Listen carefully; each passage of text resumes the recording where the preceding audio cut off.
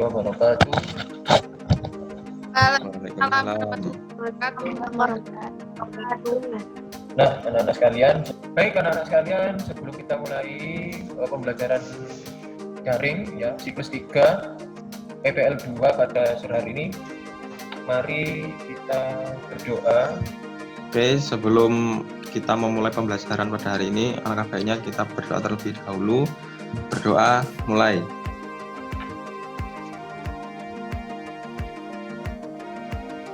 Doa selesai. Baik, terima kasih Mas Fian. Itu tadi doa yang dipimpin oleh teman kalian. Nah, anak-anak kalian jangan lupa tetap menjaga kesehatan. Bagaimana kabarnya? Sehat semua ya? Semoga tetap Alhamdulillah sehat. Semoga tetap dalam lindungannya. Nah, pada kesempatan hari ini kita tinggal sedikit lagi yang nanti kemudian hanya melengkapi yang kurang-kurang. Nanti kita tetap presentasi, tetap tanya jawab, dan tetap ada tanggapan dan kesimpulan, saran dan seterusnya. Jangan lupa selalu mematuhi protokol kesehatan. Jangan lupa kemana-mana membawa masker.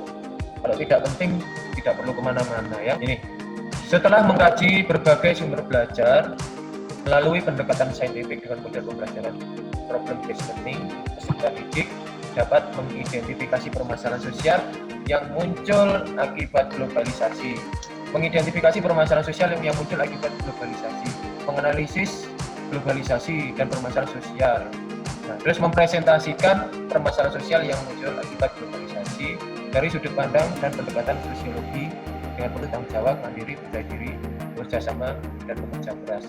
Ya, seperti kita ketahui bahwa globalisasi tidak hanya memberikan dampak positif ataupun negatif pada masyarakat, tetapi berbagai permasalahan sosial. Kemarin kan kita sudah membahas dampak positif dan negatifnya, ya kan? Sekarang kita lebih lanjut lagi. Itu adalah permasalahan sosial yang muncul di tengah masyarakat. Untuk mempelajarinya, perhatikan video yang disajikan berikut. Nah, nanti ini kalian kan sudah membagi kelompok nih kemarin, tahu kan kelompoknya? Link video YouTube-nya kalian lihat dulu, silakan dilihat. YouTube-nya dilihat. Bisa dimulai ya. Kemarin sudah dilihat apa belum? Per kelompok itu videonya. Sudah, Pak. Ya. Sudah ya. Ada. Nah, kalau sudah, silakan ini ada soal.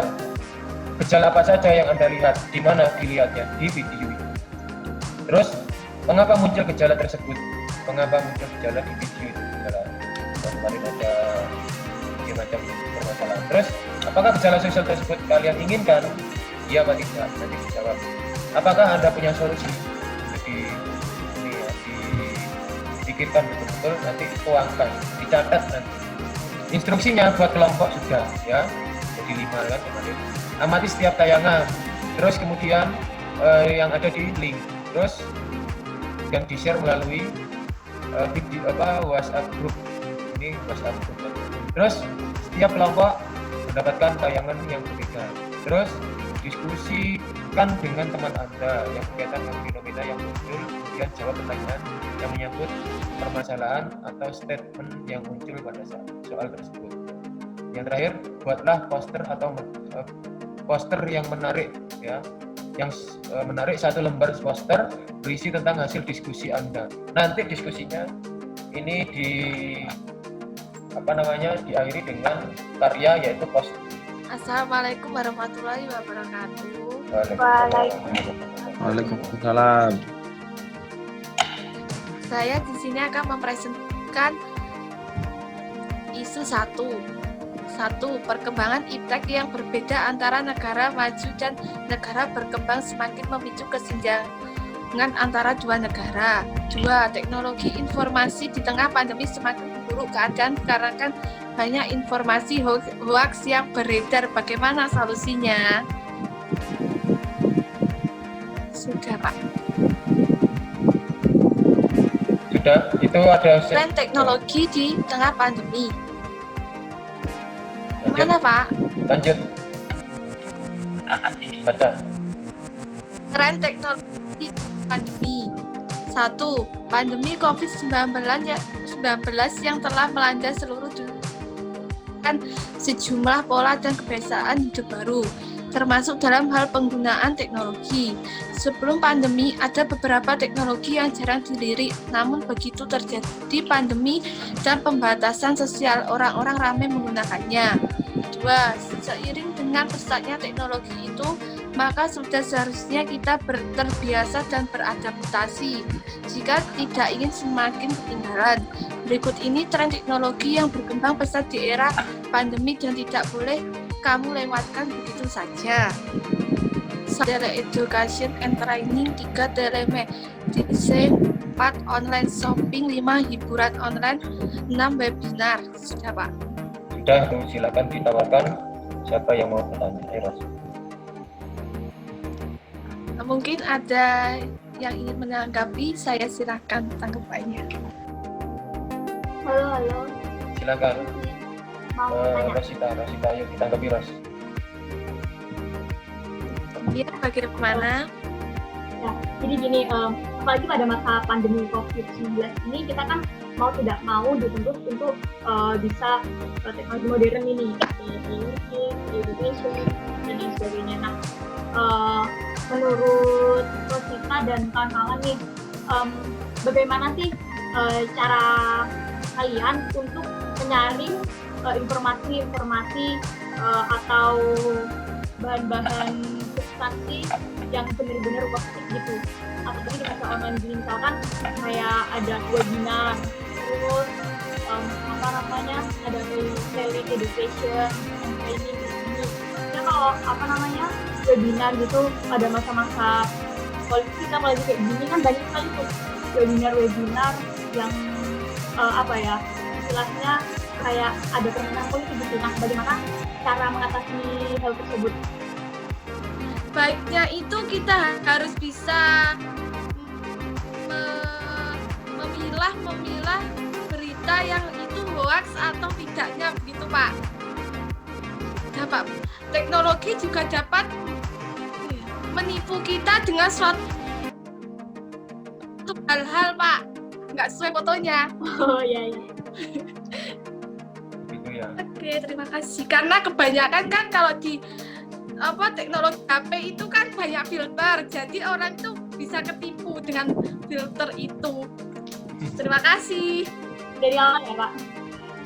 Karena pandemi COVID itu dituntut, sekarang juga kerja juga online, terus kita sekolah juga ada yang luring daring, ada yang daring aja bahkan juga kita belanja online shop gitu juga itu online dan lain sebagainya. Lalu untuk yang substansi kedua mengenai hoax tadi, saya juga pernah belajar tuh ikut webinar dengan Dr. Adam itu dari University Kobe Jepang. Itu cara kita untuk menyaring informasi hoax seperti itu adalah kita membandingkan suatu jurnal antara para ahli juga dengan website atau jurnal-jurnal secara resmi, misalkan dari WHO, lalu Menteri Kesehatan, dan juga lain sebagainya. Nah, bahkan menurut beliau informasi-informasi hoax itu juga bisa dari para ahli. Nah, makanya itu kita butuh namanya perbandingan. Jika misalkan antara ahli satu dengan ahli yang lain, lalu dengan website resmi WHO atau Menteri Kesehatan sama, nah itu yang dinamakan informasi yang real, informasi pasti. Jadi kesimpulannya seperti itu, Pak. Nah, tugas kita harus menyaring, memfilter. Bagaimana caranya? Yang seperti dijelaskan Rosita tadi, membaca atau banyak belajar dari analisis, ya.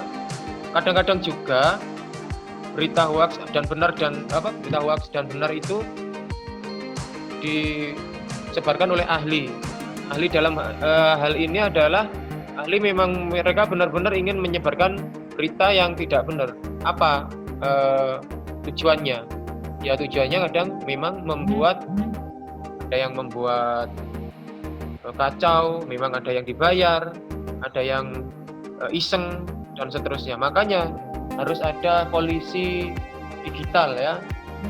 Cyber ya, polisi cyber itu ya, tahu nggak?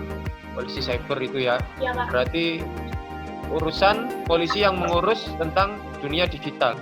Apa suka duka kalian pada saat mengikuti pembelajaran daring seperti ini? Kendala dari ini tentunya yang pertama yaitu sinyal. Terus yang kedua, kita tidak dapat memahami dan berinteraksi langsung dengan para penjelas dan materi itu.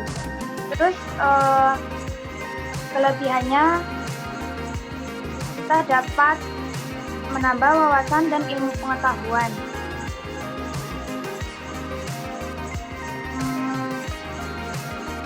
Dan kita bisa belajar mandiri, bisa melalui Google, YouTube, dan lain-lain. Mungkin seperti itu. Terima kasih. Ya, bagus sekali ya, Mbak Rosita, Mbak Imelda, Mbak Rahmi. Sangat membantu sekali karena pemikirannya berbeda-beda dan itu semua bagus-bagus. Nah, saya akan rangkum semua refleksi itu, refleksi Anda. Jadi kelebihan dan kekurangannya, kalau kelebihan banyak sekali ya. Salah satunya lebih mengefektifkan mengefektifkan teknologi agar lebih bermanfaat. Teknologi tidak selalu menjadi momok, menjadi dampak negatif. Kita harus juga memanfaatkan secara yang positif seperti sekarang ini. Pengetahuan didapatkan tidak harus tatap muka, bisa dari jarak jauh. Seperti contoh kita ini kan tidak harus ada di satu tempat. Imelda di Glamour, Mbak Rahmi di Bendoker, Rosita di Wadung, terus Medita di mana? Di Wadung ya. Terus Miss Melda, Ibu Melda dari Balikpapan. Banjarmasin ya Bu ya? Dari Banjarmasin. Banjarmasin Pak. Jauh. Saya. Ya, Banjarmasin. Miss jauh, padahal jauh, tapi kita bisa saling bertemu karena ada dampak positifnya dari daring ini ya, ini tadi. Terus kalau ngomong soal dampak negatif, kita sering membandingkan dengan pembelajaran tatap muka secara langsung atau luring. Nah, luring. Kita kalau luring itu penjelasan itu bisa didiskusikan secara santai. Jadi tidak terburu-buru waktu, tidak terburu-buru sinyal, tidak terburu-buru mau ngapain. Kalau di tatap muka itu kan secara teori kita sebutkan, kita jelaskan. Setelah itu tanya jawab, jalan dengan santai. Kalau di sini kadang penjelasan kita, perkataan kita itu telat masuknya di Zoom, jadi agak tumpang tindih. Jadi seperti tadi tumpang tindih, jadi seperti itu.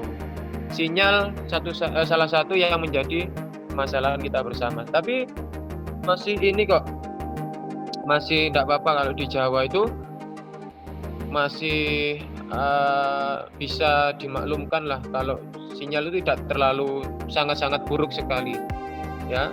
Kalau mungkin di luar Banyuwangi mungkin atau di daerah pelosok itu mungkin ini, karena kebetulan sekolah kita dan rumah kalian tidak terlalu jauh-jauh dari pusat sinyal ya. Mari kita tutup siklus 3 ini atau pertemuan ketiga ini dengan membaca hamdalah bersama-sama. Alhamdulillahirabbil alamin. Nah, terima kasih Imelda, Mbak Rahmi, Rosita, Mbak Medita, dan jangan lupa terima kasih yang sebesar-besarnya untuk Ibu Melda. Sekian, assalamualaikum warahmatullahi wabarakatuh. Waalaikumsalam warahmatullahi wabarakatuh.